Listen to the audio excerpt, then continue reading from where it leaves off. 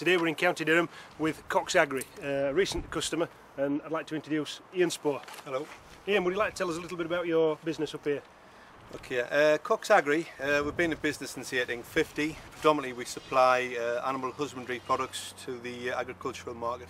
One of the main sections of our business is actually animal identification, such as RFID tags, tags for sheep, cattle and pigs, as well as goats. Our proposition for the EiD market for sheep this year, we've got a close working relationship with EiD Global on the supply of their glass transponders, which basically fit into this section here of the tag. We can program these tags after lasering them and then send them out to our customers and the merchant trades direct.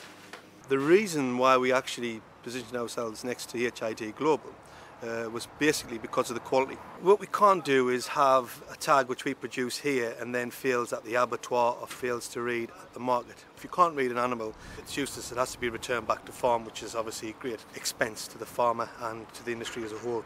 So we must have something which is reliable and something which really performs every time. The position where we're in now is obviously with the sheep RFID, is obviously the introductions this year. But where we see the legislation changing further is the introduction to cattle. There's already a market for cattle RFID at this moment in time, and we feel basically it will be made mandatory within the next 2 years across the board. The reason why we're having to go EiD, which effectively dates back to the foot and mouth outbreak, and what they found with that is a lot of animals were moving around from different parts of the country. So effectively what the EU legislation came into then was that they said every animal had to be individually identified and recorded. What we want to do here now is read the actual EiD tag with the stick reader. So every time I move the reader from one animal to another, it's reading the tags.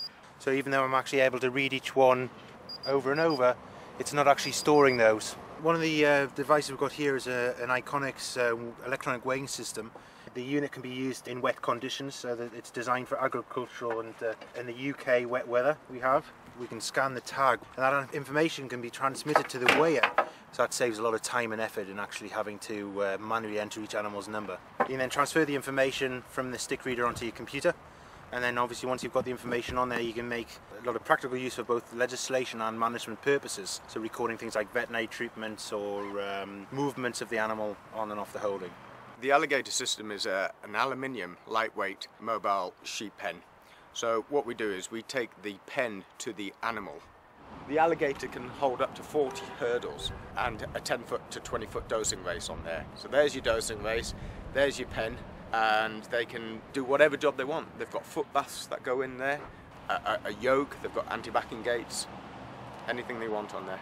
Because everything's going to have to be EID'd, so systems like this are going to be much more useful because you're going to have to be reading tags before they go to market and things. And it's going to make the job a lot easier if you've got a decent handling system and a decent scanning system, rather than having to, if you haven't got the scanning system, you're going to have to be reading each one by eye, which will take a lot longer.